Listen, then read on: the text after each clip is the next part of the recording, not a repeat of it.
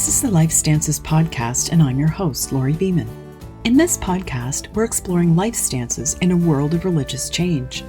Life stances are what we think about the world, how we live and act within it, and how we relate to other people, other animals, and the environment.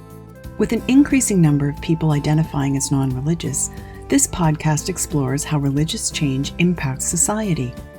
In the coming months, we'll look at weddings, funerals, palliative care, charitable giving and volunteering, forest burials, and other topics related to the changing religious landscape. I hope you'll join us.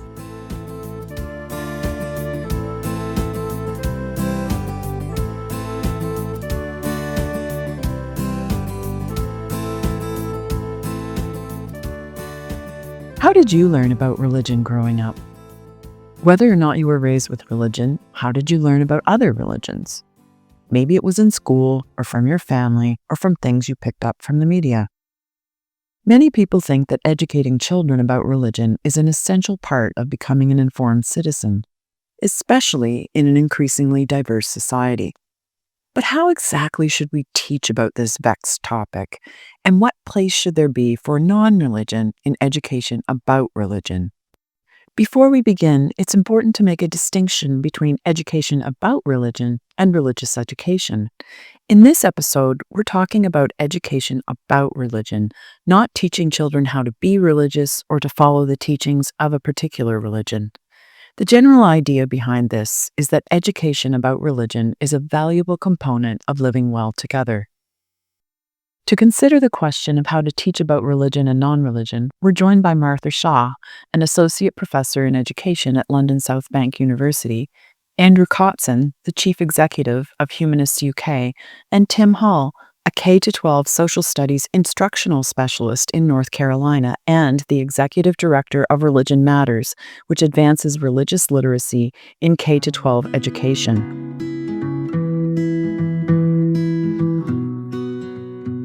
So what's the current state of education about religion? Of course, this varies across countries and often within them as well. Here's Tim Hall talking about the United States. Because, of course, 50 states, 50 different ways to approach public education, local control. And typically, though, you don't have many world religions courses. They are out there. If they're large high schools, they'll have a world religions course or somewhat similar course, but typically not. For some other districts, they just have a hard time carrying that elective. So you really have to incorporate teaching about religion in your regular social studies scope and sequence, grades 6 through 12, and K-5 too. As Tim notes, there's not a single world religion course across the national curriculum, but it's taught within courses like social studies. Frameworks for teaching about religion have, however, been developed in recent decades. Yeah, so back in 2001, right after 9/11, there was definitely a concerted effort by the U.S. Department of Education and quite a few other people to put out a series of guidelines about teaching religion in the classroom. And those guidelines have been incorporated into a variety of national documents, including the Religious Studies Companion Document for the C3 framework. The C3 framework Tim refers to is the College, Career, and Civic Life Framework for Social Studies State Standards, developed by the National Council for Social Studies. As Tim notes, in his role as an educator, he's been training teachers on these frameworks. He reflects on his experiences. Earlier on in my career, I noticed that religion was largely ignored or handled with a lot of anxiety in the classroom. And definitely when I started working with religious literacy education, I thought that, that would pass over time. And definitely it has. We have equipped teachers with the Religious Studies Companion Document for the C3 framework provided by the National Council for Social Studies.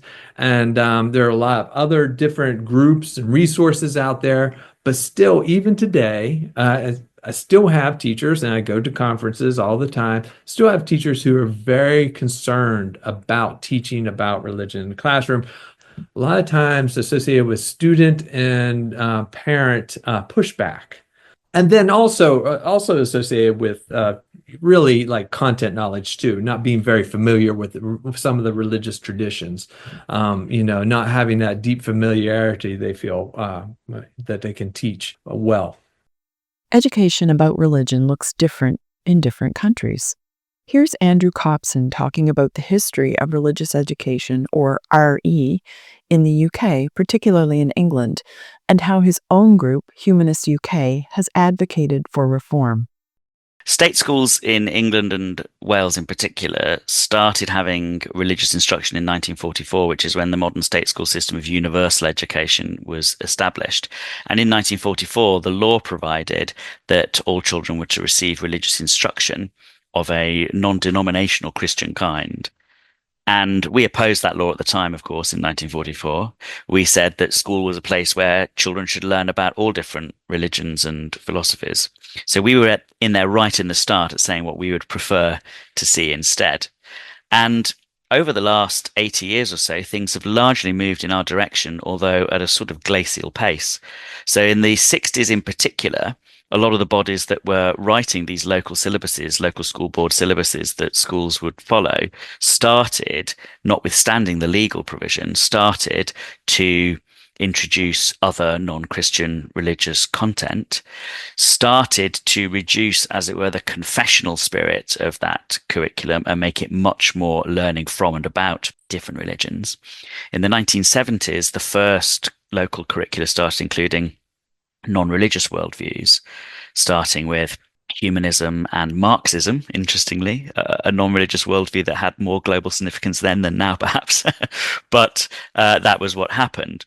And then in the 80s in particular, there was legal change that caught up with the inclusion of non-Christian religions that had occurred in practice by making it the law that religious instruction was now religious education, and that it included learning about all different types of religions, with some sort of face-saving clauses in there about how Christianity was the majority and Christianity was still the most important and Christianity was still the top. That was and that is still today the letter of the law. But in fact, governments since the late 90s onwards have made it clear that in their view, teaching about a range of religions is not sufficient, and that both the case law that we have in the UK now under the Human Rights Act and the European Convention of Human Rights, but also good pedagogy in the subject of what's now religious education, or some schools will call it religion and worldviews, or religions and ideas, or the schools will often themselves now change the name of the subject, which is within their discretion to do. The good practice within those subjects would include learning about and from a range of different religious and non-religious worldviews, for the general purposes not just of increasing the knowledge of children and young people in these various products of human culture, that is our common inheritance as human beings in a global society, but also for the utilitarian purposes of improving young people's ability to navigate the modern world and to be good citizens, in light of what will hopefully be their increased knowledge of the diversity that they will encounter, and also in that young people can develop themselves and their own views, their own personal worldviews, by encountering and responding to, considering and reflecting on the ideas of different religions and beliefs. Martha Shaw spoke to us about England and Wales. She outlined reforms that have taken place since 1988. As Andrew also highlighted, changes have included a greater focus on religious diversity and non-religion, and a shift to talking about worldviews instead of religions. So most RE from that point would include numerous or several, let's say, of what have come to be known as the world faiths, and increasingly non-religion. There's been several kind of reforms, I guess, and kind of proposals for reform to RE in the last 10 years particularly. I was involved in some research called RE for Real in 2014 that essentially looked at the landscape of what was taught in RE and what the aspirations and hopes were from sort of all the key stakeholders, so teachers, pupils, parents, and so on. And it was kind of driven from a concern that what was taught in schools didn't really reflect what we referred to at the time as the real religious landscape. Essentially that, schools weren't necessarily teaching about non-religion for a start. And they were often not teaching about, the full diversity of faiths or traditions. And most importantly, that for me, really, they weren't necessarily teaching about diversity within traditions and the much more kind of eclectic, fluid, dynamic way that religion and worldviews work, both for individuals and more broadly in society. So my colleague Adam Dinham and I at the time made some recommendations around the curriculum. Well, firstly, that there should be one, a national one, but that it would reflect that diversity, that religion and non-religion. We recommended then, and we weren't the only ones, but we recommended that there should be a sort of review of the subject. And in 2017, I think it is, the RE Council for England and Wales set up a national panel to review the subject.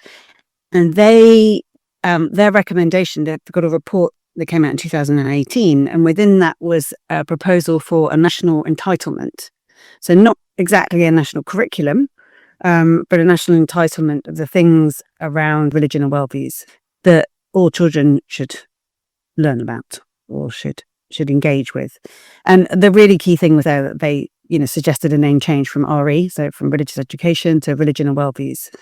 And so it was very much a kind of a broadening of the scope of content, but it's also tied into a real shift in kind of pedagogical approach as well, and a shift in the kind of the nature of knowledge around religion and worldviews, and the nature of the relationship between the child or learner, whatever term you prefer, and religion and worldviews.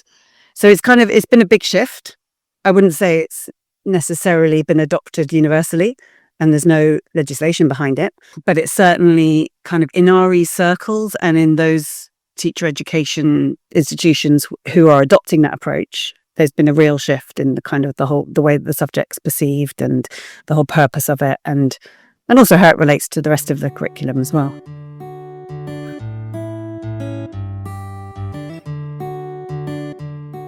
As Martha notes, the curriculum in England increasingly uses the concept of worldviews.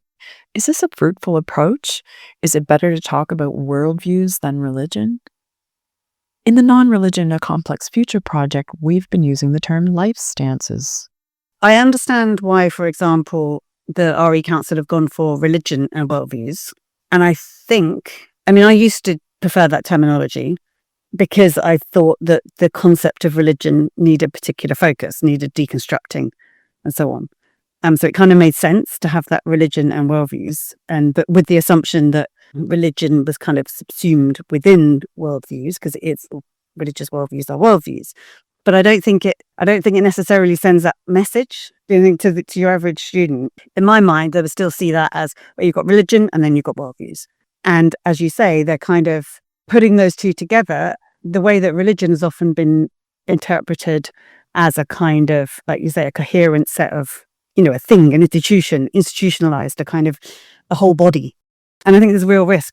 When you start defining worldviews or suggesting that worldviews can be defined in those kind of, essentially Christian, or, they're very limited, reductionist kind of framework of understanding. I quite like the distinction that the RE Council in England make between organised and personal worldview. I think that's quite helpful. So understanding organised worldviews is, being more organised and potentially institutionalised, but not necessarily. But, having a more coherent or shared set of practices or beliefs potentially. So there's that kind of understanding of worldview, but then there's also the importance put upon understanding personal worldview, and that personal worldviews may or may not have a coherent set of beliefs, and that they are often eclectic and dynamic and so on. And so I think that's for me, that's kind of where you've got to start, really, so that you're not that you're reflecting, the way that things actually work out there and with people, but also so that you're not excluding, it's a more inclusive way to study this. But I don't know that it's not perfect. And I agree, Laurie, with what you're saying about, the term worldview. Here's Andrew Copson's reflection on using the term worldviews or life stances instead of religions. In the context of pedagogy in the UK, worldview largely originated with the work of Ninian Smart, who wrote about worldviews as a way of understanding the sort of things that we were talking about in RE that weren't just religious, or that weren't just non-Christian religious. And I think that, that definition of worldview is very broad and very inclusive. I think the downside of using worldview, another upside of using worldview, before I get onto the gloomy bit, another upside of using worldview is that it can be, there's a lot of flexibility in the term. So you can talk about a worldview being very personal, and so you can recognize young people's own attitudes, therefore, as being a worldview that you might excavate, expose, discuss about, and watch develop in a classroom context. But also, not only is worldview capable of meaning that personal thing, it can also refer to a certain set of values and attitudes that are transmitted, and formed into institutions, which is, a useful thing, useful flexibility in the term. I've always preferred life stance, however, because I think life stance indicates more clearly that sense of orientation of what we're talking about being your personal orientation towards life, which includes their worldview, the beliefs about how things are and how things should be, but also has some connotation, I think, life stance, of being about how you relate to what you think of as being of ultimate importance in your own life.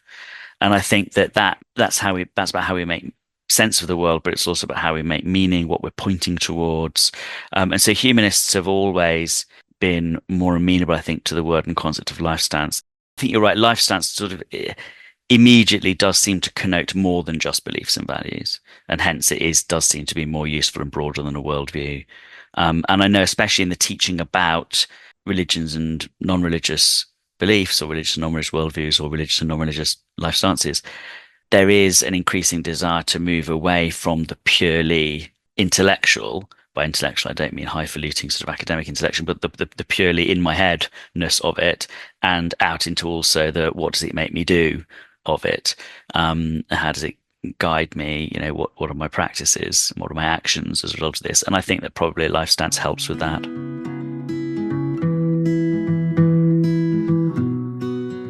Education about religion is complicated by the existence of non-religion. Across many Western societies, the number of people claiming no religious affiliation is on the rise. So how should educators handle non-religion in their teaching? Or should they at all? Here's Tim Hall. So, religious literacy definitely includes non-religion as well, because students are curious about people who are religious just as well as people who identify as non-religious. And we're saying, being non-religious, atheist, agnostic, or secular humanism. So we're talking all three. And so students are very interested in that. It's an essential part of that conversation. So teaching about non-religion with the same framework as religion, which there is a framework that I've mentioned, and being very respectful about inquiry and recognizing that there's a lot of diversity in non-religion as well, just as well as there's a lot of diversity within religion. And non-religion is not, for many people think non-religion is a lack of belief, but it's just a different worldview and with different ethical and cultural dimensions in comparison to other religious traditions as well. And getting just students to understand that diversity of understanding and worldviews. That's important. As Martha Shaw notes, attention to non-religion is a growing part of the curriculum in Britain. They've really pushed for non-religion to be understood in its complexity in the same way as religion.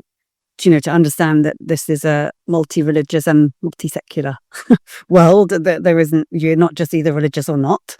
And certainly the materials and the kind of the religion and worldviews curriculum that is being proposed in England very much supports the exploration of non-religion in that complexity and as something as eclectic and as evolving as a religious worldview. So to really break down that binary between religious and non-religious, which again, I think the term worldview, although it's not perfect, kind of goes towards that. It's perhaps not perfect, but at least using it on its own as worldviews education for me goes some way to avoiding or counterbalancing that binary between religion and non-religion. There are challenges to including non-religion in religious education, however, as Andrew notes. Well, one of them in a very diverse society, especially like in England, which obviously is very ethnically and religiously diverse, is that there's a sort of struggle for curriculum time. There's this feeling because of the way that knowledge forms such an important, some of us would say unfortunately important part of the school curriculum. There's a feeling that different religions and beliefs are going to end up fighting for airtime in terms of the prescribed curriculum. And that, I think, has probably been, in the 20 years of my experience locally and nationally, the biggest barrier, because you end up with, especially in the way that curricula are put together in England, at least, which involves statutory committees that have representatives of different worldviews on them, you inevitably find yourself sort of facing this zero-sum mentality, which is very challenging.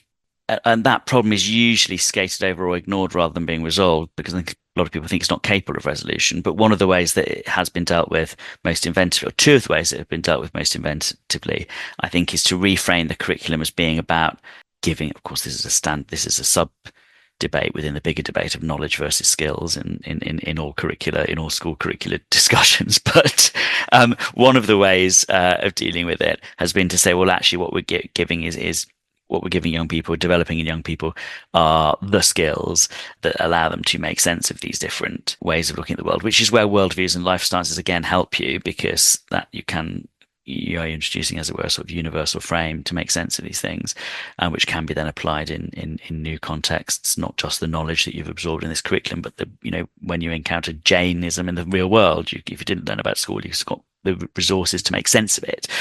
And I think that's one way out of it. Another subject content way out of it has been to say, okay, well, what we'll do is we'll look at an Abrahamic, Adamic, and a non-religious.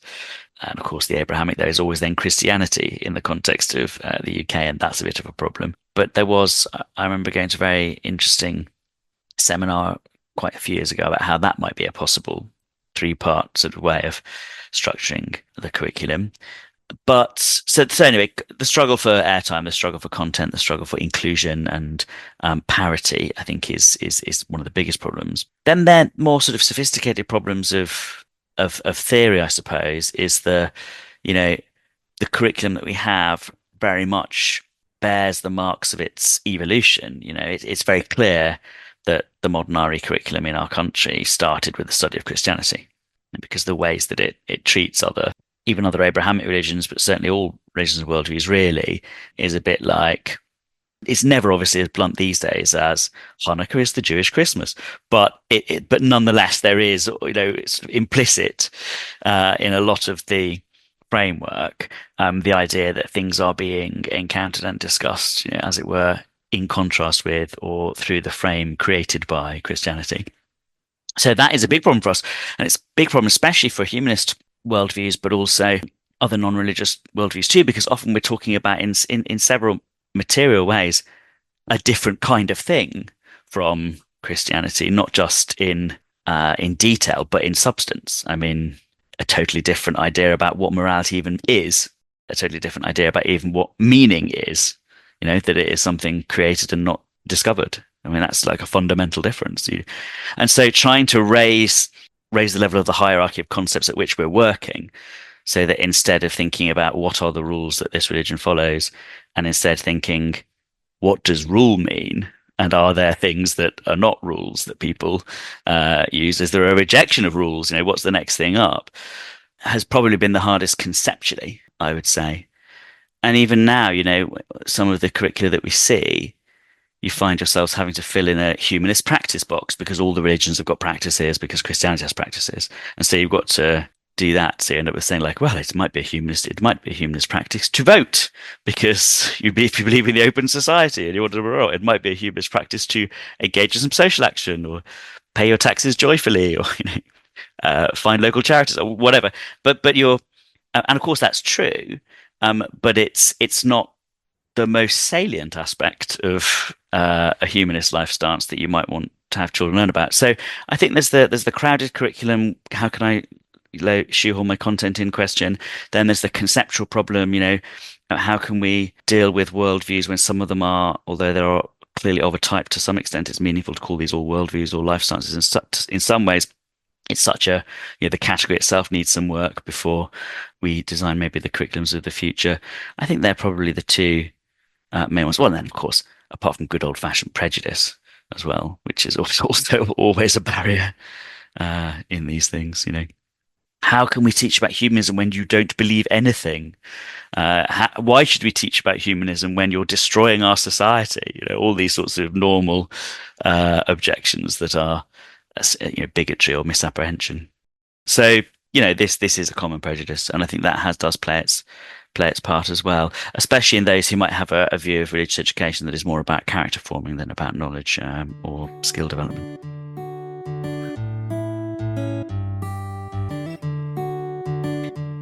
So what should good education about religion consist of? Martha Shaw explains what she sees as 3 key points: interpretability, reflexivity, and transformative encounter. The first thing there about interpretability is, like, for me, really important, because it's an understanding or a starting point that all worldviews, religions or non-religious, are interpretable. In other words, they're interpreted in different ways by different people in different times and places, and that they are a process of interpretation. I guess I'm thinking about this in terms of the individual level, but also in terms of the tradition, the level of tradition. If we look at the individual level, that one's worldview is constantly evolving, it's eclectic, it's dynamic, it changes through interaction with other people. And to grasp that, I think, is really, really important. But it's also important to understand that traditions also evolve in that way through that interaction. Because I think there's been a real... And this is, I think, the reason I think this is so needed is not only to kind of, because it's the way things are, but also to kind of counterbalance the way that a lot of religion particularly has been taught in schools, which is very much as a kind of static block of belief and practice. That's what Muslims do, that's what Muslims think, that's what Christians wear and think and do, and it's as if it's unchanging and we can learn about it as something out there, and then we'll have that knowledge and we can go off happily with our knowledge and do whatever. But it's more that, really sort of counterbalancing that to understand that religions, worldviews are things that are live and evolve. So for me, that's one really important part. And the other part of that interpretability strand, if you like, is to understand, and this is really crucial in terms of the way that religions, particularly minority religions, have been represented in the media, in school, and is to understand that knowledge about religion or worldviews is itself an interpretation, and that we should be, like any knowledge that we encounter or children encounter in school, they should be looking at that critically and deconstructing it. The other one is the reflexivity, the idea that when we study anything, but let's take in this instance religion or worldviews, that we do it from a position of self-awareness and knowing what our own assumptions, our own lens that looking at this is. And that it's an idea, it's a dialogue with the knowledge rather than a kind of, transmission of new knowledge onto a kind of blank slate kind of thing. And so for me, learning about religion, or was in this, is very much a kind of the process in which the learner, the pupil, brings themselves to that encounter. And in doing so, and that's why I talk about it in terms of a transformative encounter, that it's kind of, you become aware of your positionality, but you're also moving on in that process. As we've heard so far, education about religion is a challenging subject to teach. We asked Tim Hall whether he thinks schools are doing a good job of teaching about religion. So first, I would say yes, schools are progressing, have progressed to some degree. I think so. I'm going to say it's always a challenge. Okay, so the positive side of me says yes, we have progressed, but the part of me that says it's probably more of a challenge still is the fact that I am still going to conferences talking about guidelines and frameworks for teaching about religion in the classroom. And I still have teachers who are very hesitant to even talk about religion in the classroom, not recognizing that they can teach about religion in the classroom. That can be discouraging. And from that viewpoint, I think part of the problem is that in pre-service programs, they are not provided the tools necessary to teach about religion in the classroom. It's just not provided for them. So I think most educators feel unprepared to teach about religion and non-religion and say, well, I'll just avoid it. I'll avoid that subject. I'll pass over it very quickly. But why is there this hesitation? As Tim says, there are 4 main reasons. First is, parent pushback. They are afraid of parent and student pushback.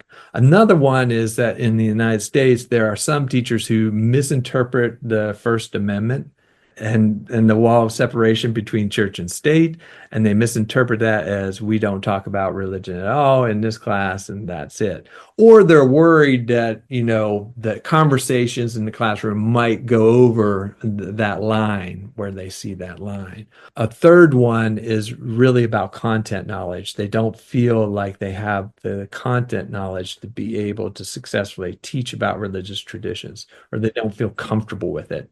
And the fourth one, which is one that people don't talk about as much, but is definitely in the United States is one, is a lot. Okay, so I need to contextualize this one. In general, in the United States, teacher population is typically 60, 70% white female. White female in the United States tend to have a Christian background, and they're afraid that they're going to be biased towards their own Christian background in the classroom, and that will come out. As Tim noted, one of the fears is about getting pushback from students and teachers. But are these fears valid? So here's what I'll tell teachers. If you're teaching your standard course of study and you're teaching the prescribed curriculum from your district or school, then you are on safe ground and you're following the guidelines. You are on safe ground. And I will say that that's the case. Now, does that mean that some student may say something that is not quite right and it hits the right set of parents and it causes problems for you? I'm not saying that can't happen. It can for sure. But if you are teaching the standard course of study, the prescribed curriculum, and following the guidelines, you are in the right. Of course, in this political moment, teaching about religion is even more complex. Tim points out the effects of politics on teaching in North Carolina, where he's located. I'll say this, because there have been several attempts at anti-DEI laws in North Carolina, anti-CRT laws in North Carolina. None of them, they've all hit the media, but none of them have ever passed. Okay, so they're not in existence. They're not in the books. But what happens is when you have those kind of events happen and they hit the media, teachers automatically go into self-censor mode. And they say, oh, well, I heard about anti-CRT, and now I'm thinking, man, I better not teach about racism. I need to pull back on racism. And so they do this self-censoring. And so that happens a lot of times. And same with religion as well. It's like you hear about an event where somebody, teaches something. Linda K. Wertheimer, you might know her, Faith Ed. She wrote a book called Faith Ed. She gives a bunch of vignettes of, times when religion turned very teaching about religion in the classroom became very media prone and hit the media. And so she writes this book about it. And each one of them really describes a situation where somebody, was teaching about, Islam, and then it hit the wrong people and people got mad and that teacher loses their job. And that those kind of events happening have repercussions on teachers because at the end of the day, they start self-censoring. Even though they're not doing anything fundamentally wrong. They're teaching their standard course of study, teaching the curriculum, and following the guidelines. But even then, you might say, oh, well, I heard about something that happened, in Texas last week. Maybe instead of teaching Islam, in a lived religion fashion, I'm going to pull back a little bit. And I would just read in the textbook. And that is very stale understanding of, religion. As Tim explains, teaching about religion can present many challenges, and it takes skilled teachers to be able to navigate them. We asked Andrew Copson about whether he sees RE teachers in the UK as being well placed to teach the subject matter. Well, I mean, our good RE teachers in this country are excellent, skillful navigators of all of what we've been discussing and more. But we do have a problem of undersupply. And our undersupply of those good teachers means that we often end up with non-specialists, non-subject specialists, picking up the slack of this subject in schools. And of course, in fact, I think I'm right in saying that it's the mainstream curriculum subject that is most likely to be taught by a non-specialist in an English school, and that's a big problem, obviously, because any sort of non-specialist. I'm sure that there are some excellent non-specialist teachers as well who, in the course of their work and classroom practice, have become excellent. But there will also be those who are not well placed to answer the difficult questions, to take on the controversial topics, to do what they need to do with sensitivity. And of course, anything like any teacher teaching anything that is not their specialism is more likely to be doing the tick list, content checklist approach. Which in this subject that we're talking about now is particularly bad, and so that would be my worry. I mean, I'm very aware that England in particular, but the UK in general, is one of the few countries in the world that has this as a field, where there is advanced academic practice that trains people to do this job of teaching in this subject, and I think we've got a lot to be proud of there. I mean, we meet some excellent teachers with superb classroom practice, excellent conceptual frameworks who are doing a brilliant job. And I think that there's a lot to be proud of in our country for that, because it's not completely unique in the world, but it's rare.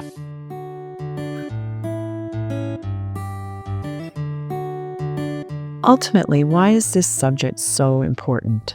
Why does it matter that we teach about religion and non-religion in the first place? Tim Hall has some thoughts about this.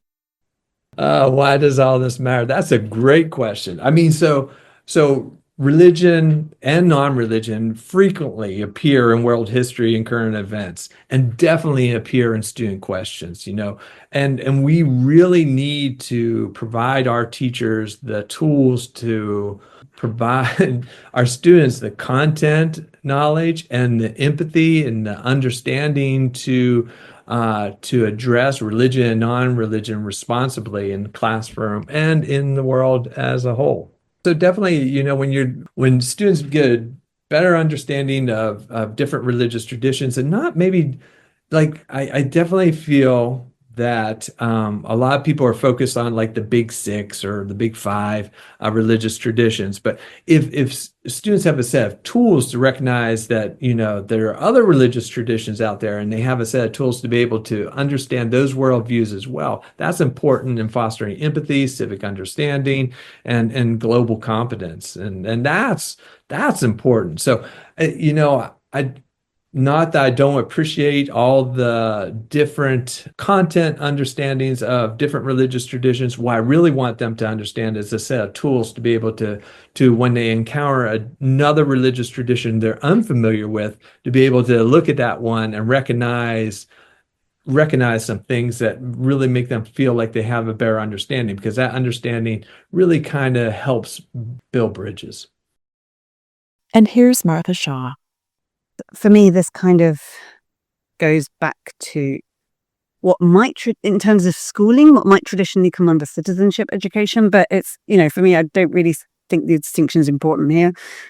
You open any newspaper, you look at any TV, look at any social media, you're going to see conflicts. And a lot of the time that's based on misunderstanding and assumptions made about people who are seen to be other in some way. And, a lot of the polarizing discussions that are going on around in politics, the kind of, even on a general level, the kind of the stereotyping that we're seeing just being perpetuated, it's in all forms of media. It's, there's got to be a counterbalance to that. And I think we've got to understand each other and I think the idea that, a worldview, religious or otherwise, is something that other people have, or that is is just nonsense, and I think we've all got to understand that we all have a worldview, or inhabit rather a worldview, and that informs how we interact in the world and the way that we see things. And it may, people see things differently to one another and have different worldviews. And if we're not trying to understand each other, then the only place we're going is more conflict and hate, essentially. So for me, that's the sort of like the key driver of this, that we need to understand each other in the world. And people's worldviews are not something that they just kind of put aside when they go into the public sphere or into, wherever we live them. And so we need to understand them.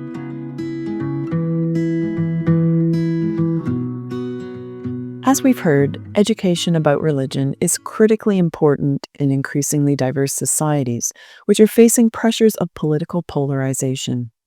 If we're going to live well together, we need to be able to learn about and understand our differences. Good education about religion gives young people the tools to be able to encounter and respect difference, and to understand and situate their own life stances alongside those of others. But education about religion is also one of the most complex subjects to teach, rife with pitfalls, from fears of creating controversy in the classroom to simply lacking the subject knowledge to teach effectively. There's still work to be done to improve the teaching of religion, but as we've heard, there have been strides to incorporate greater religious diversity, including non-religion, in recent years. We've even seen a shift to rethinking the name of the subject itself, from teaching about religion to teaching about worldviews or life stances. Such a shift may prove to be a more fruitful way to reflect the complexity of identities, beliefs, and practices in our changing social landscape.